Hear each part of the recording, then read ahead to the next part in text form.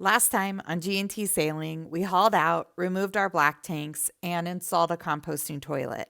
In this episode, we're going to share a few more of our favorite haul out projects and why we think they're going to really make a difference as we set sail. I'm Gretchen and this is Tim, and together we're getting ourselves and our boat Felicita ready to sail off into the sunset.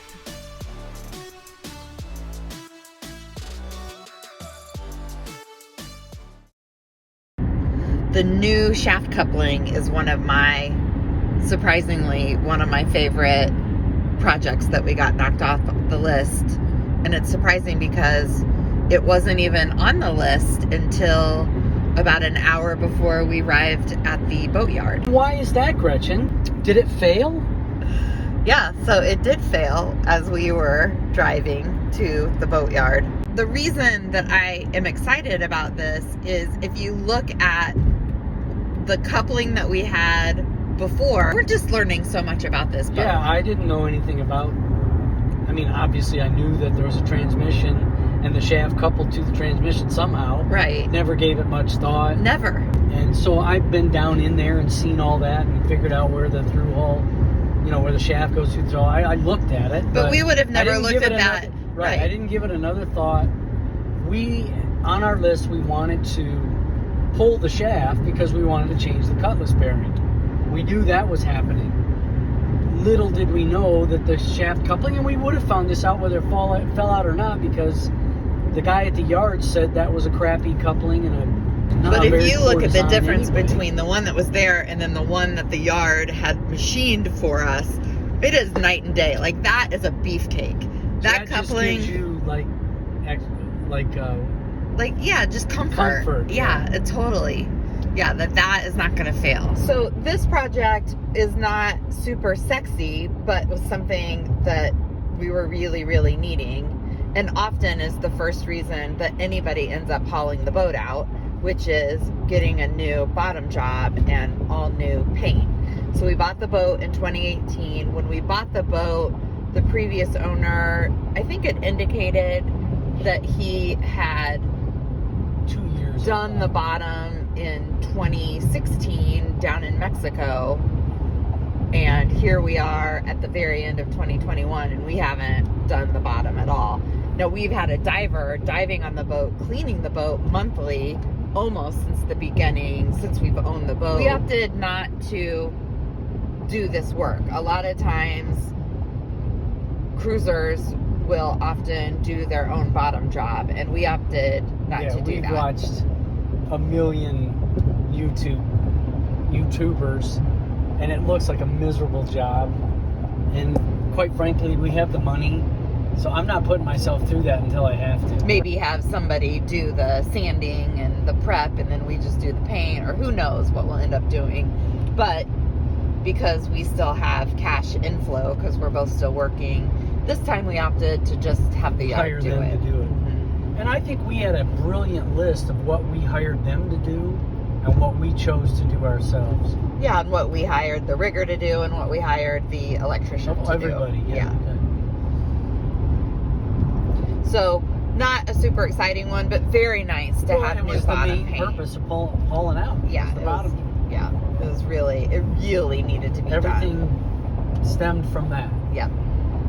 And while we are on the topic of the bottom paint, we also wanted to have clamshells mounted on all of the raw water intake through holes, because we've had some issues with... Yeah, we've had marine lights. They look like shrimp or something. They stink. Oh my gosh, but they fill up.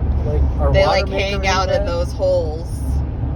Yeah, that was a good call to put those on. And throughout it all, we actually got rid of one through hull, repurposed some other through hulls, got 2 brand new through hulls for the new transducers up front. Using existing holes. Using existing holes with just new through hulls.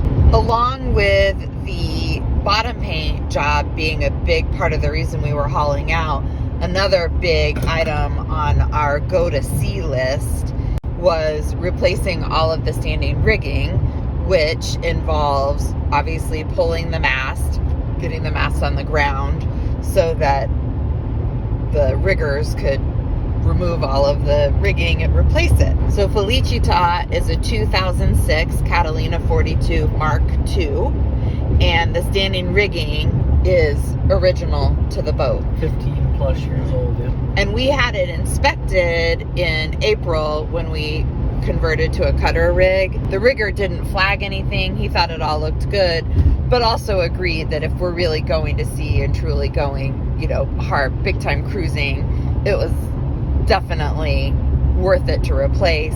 And while we haven't started dealing with insurance, had we not replaced the rig right now, I'm pretty sure in order to get insured, an insurer would probably request that we replace the standing rigging. So then boat projects are cascading. When we first bought the boat, I said that I wanted to get a new chart plotter.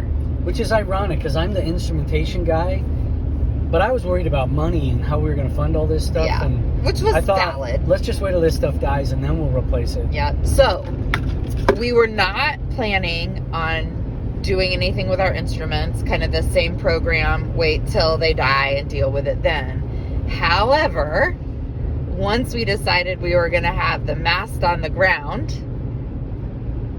it started to really make sense to get into, to do it, because the mast was going to be down. We were going to have to run a lot of new wire on new VHF, new radar, yada, yada, yada. So I'd say this is another really favorite. I think this is a second best favorite for me because when we bought the boat, we knew that the first owner of the boat, we are the third owners.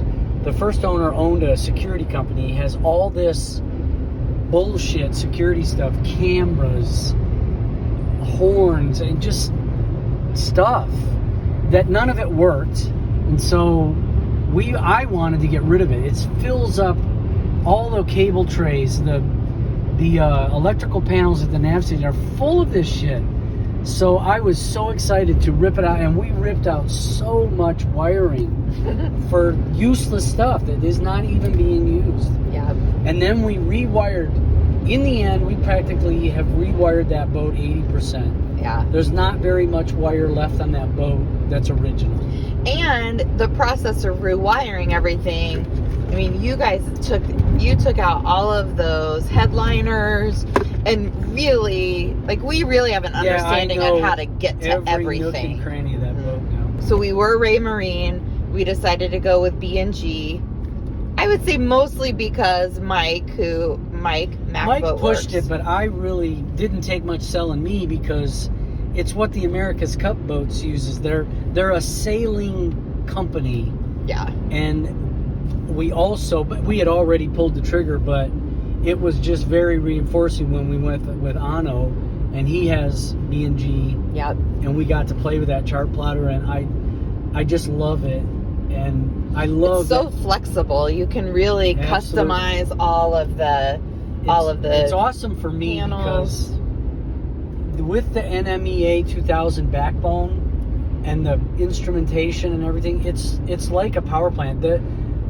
It is so much like what we put in power plants. The graphical user interface, it's very intuitive. You can figure out what you want to do, and it's a plug and play backbone. You just add stuff to it, and it knows it's on the network, and it just works. Yep. And it's apropos that I would have that type of a control system on our boat. So we have a new chart plotter. We have 2 auxiliary displays, which is superfluous, but we like it to have different. Well, absolutely. And for me, I like having a dedicated wind direction indicator. And depth. That to me, I don't like having to wait, which button to get to the menu to go back to this thing. I like to be able to have my eyes on that wind indicator, especially at night when you're sailing downwind. I prefer that. And so this way we can, we have that flexibility. We just put it back in the place where it was. Yeah, we would have had holes anyway. We could have covered with starboard. So, but anyway, again, we've got the money right now, so we pulled the trigger on it. We also have new autopilot. Yeah, everything electronic is new. New VHF. We have a forward-facing depth finder and a depth sounder. Yep. We have new VHF. Brand new anemometer at the top of the mast. New VHF that includes AIS. New radar. All new autopilot. The whole autopilot, except for the RAM drive, is new. Yep. And it all talks to each other. And seamlessly, with B&G, unlike our 2006 Raymarine stuff, with B&G, it's just software updates. Or that even the new Raymarine we were seeing on YouTube, that you got to have all these converters in there because they don't have NMEA 2000. They have something C-Talk of theirs that's got to be converted, and yep. So then you have to put in all these little different converters. So we didn't have to do any of that. It's the Apple of boat instrumentations. IMHO. I'm sure we'll get some comments about that.